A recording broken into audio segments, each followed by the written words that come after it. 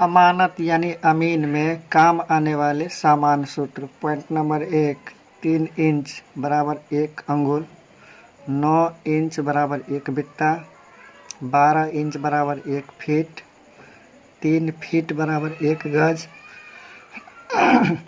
1.5 feet बराबर 1 हाथ,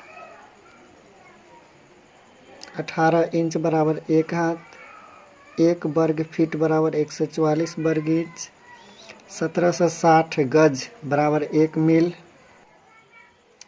80 जरीब बराबर 1 मील, 644 एकड़ बराबर 1 वर्ग मील।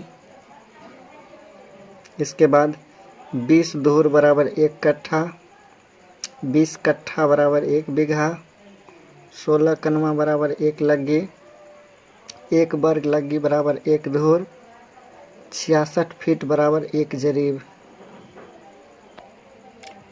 इस सूत्र की सहायता से हम लोग आगे अमीन का काम करते हैं, जैसे आयताकार खेत का रकबा ज्ञात करना। सवाल नंबर 1, यदि खेत की लंबाई 20 लगी और चौड़ाई 15 लगी है तो यह खेत कितना कट्ठा और कितना धूर होगा। हल, खेत की लंबाई 25 लगी और चौड़ाई 15 लगी तो खेत का क्षेत्रफल बराबर लंबाई गुने चौड़ाई। आयताकार खेत का क्षेत्रफल बराबर क्या होता है, लंबाई गुने चौड़ाई।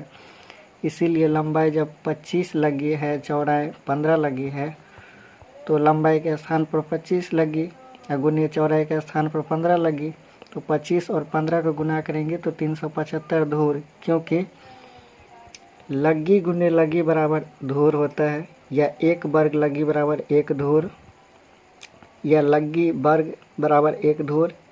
उसके बाद 20 धूर बराबर 1 कट्ठा।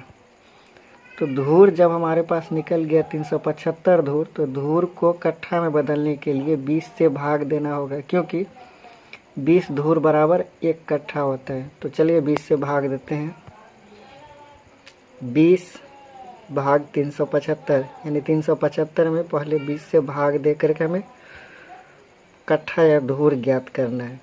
तो 20 375 में भाग देते हैं, तो 20 1 20, 7 3 में से 2 घटाएंगे 1, और अगला अंक हम उतार देते हैं 5। उसके बाद 20 8 160, फिर घटाते हैं 5 में से 0 घटाएंगे तो 5, 7 में से 6 घटाएंगे 1, और 1 में से 1 घटाएंगे कैंसिल। हमारे पास भागफल 8 और शेषफल 15 बचा। तो अतः हम कह सकते जमीन का रकबा 18 कट्ठा और 15 धूर होगा। कुछ बात याद रखना जरूरी है जिसको हमने नोट में लिखा है। यदि हम लोग हाथ से मापते हैं तो हमारा हाथ पक्का 18 इंच का होना चाहिए। यदि पैर के डेग से मापते हैं तो वो पैर हमारा 3 डेग का होना चाहिए। पॉइंट नंबर 2, एक जरीब जो अमीन सब खेत की नापी के लिए लाता है उसमें 100 करी रहता है। जिस करी का माप 792 इंच का ही रहता है, लेकिन लोग उसे 800 इंच का मान लेता है, जो गलत है, क्योंकि एक करी को 8 इंच मानकर 800 बना देता है। 3rd पॉइंट, जरीब में जो लोग करी का हैंडल हाथ में पकड़ता है वह भी उसी में शामिल रहता है। कौन? जो जरीब होता है, उसे फालतू मान लेना उचित नहीं होगा। इसी टैब पर सवाल नंबर 2 है, किसी खेत की लंबाई 10.5 लगी और चौड़ाई 8.25 लगी है तो उस खेत का रकबा यानी कितना कट्ठा और वो खेत कितना धूर होगा। चलिए सॉल्यूशन।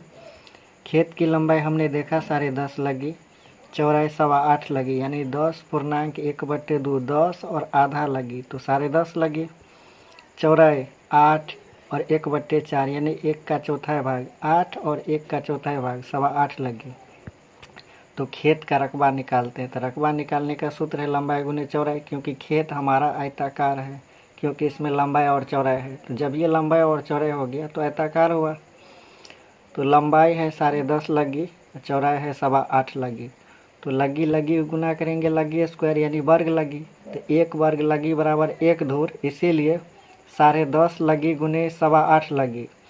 तो 10.5 को पहले पूर्णांक को तोड़ लेते, 10 को 2 से गुना किया, 10 दूनी 20 21/2 यानी 21/2 लगी गुने 8 को 4 से गुना, 8 चौके 32 और 1 को जोड़ेंगे, 8 चौके 32, 1 33/4, 33/4 लगी।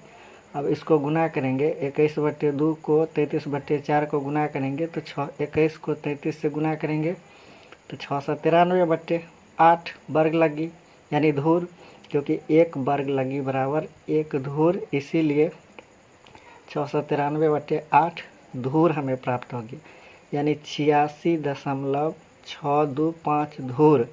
अब इस धूर को कट्ठा और धूर में हमें ज्ञात करना है। तो चलिए धूर को 20 से भाग दे देते हैं, 20 भागा 86, यानी 20 चौके 80, 80 शेष 6 बच गए। अब हमें 0.625 जो है ये हमारे सामने 0.625, इसको 16 से गुना करते हैं तो 16 से गुना करने पर हमारे पास 10,000, यदि 10,000.3 अंक को हटाते हैं तो 10 कनमा, तो इसलिए हम लोग कहेंगे कि खेत का रकबा जो है 4 कट्ठा 6 दूर और 10 कनमा प्राप्त हुआ। इसी तरह आप लोग को हर एक सब्जेक्ट और हर एक विषय यूपीएससी यूपीएससी जैसा भी एग्ज़ाम हो सबका क्वेश्चन इस पर छोड़ा जाएगा। हमारे चैनल को सब्सक्राइब करें, लाइक करें और शेयर करना ना भूलें प्लीज़, क्योंकि बड़ी मेहनत से आप लोगों को मैं यह बना करके भेजता हूँ। यदि आप लोग चाहेंगे अमानत की पूरी पढ़ाई करना है हमें नेट पर तो आपको हो जाएगी, तो इसलिए हमारे चैनल को सब्सक्राइब करना ना भूलें, क्योंकि मैं ऑनलाइन व्यवस्था करने जा रहा हूँ आप लोगों के लिए ही। खास करके अमीन का पढ़ाई हो, 10th क्लास का जो भी सब्जेक्ट हो, 9th का हो, 8th का हो, मैं उसकी धीरे धीरे तैयारी करने जा रहा हूँ और आप लोगों को प्रत्येक सब्जेक्ट हो, चाहे गणित हो, इंग्लिश हो, उर्दू हो, हिंदी हो, SST हो, साइंस हो, जिसका भी तैयारी करना हो मैं धीरे धीरे आप लोगों तक पहुंचाता जाऊंगा। इसलिए हमारे चैनल को सब्सक्राइब करना ना भूलें, शेयर करना ना भूलें और लाइक करना ना भूलें। यदि आप लोग अमानत का पढ़ाई पढ़ना चाहते हैं तो इसमें 5 विषय होते हैं जो मैं अभी दिखा रहा हूँ। किश्तवाड़ और पैमास 100 अंक, खानापुरी 100 अंक, चकबंदी 100 अंक, समान ज्ञान 100 अंक और फील्ड बुक से नक्शा बनाना ये भी 100 अंक का है। मतलब 5 विषय का 500 अंक का आपको पढ़ाई करना होगा। अंत में मैं आपसे पढ़ाई करने के बाद एग्ज़ाम भी लूँगा, ऑनलाइन ही एग्ज़ाम होगा।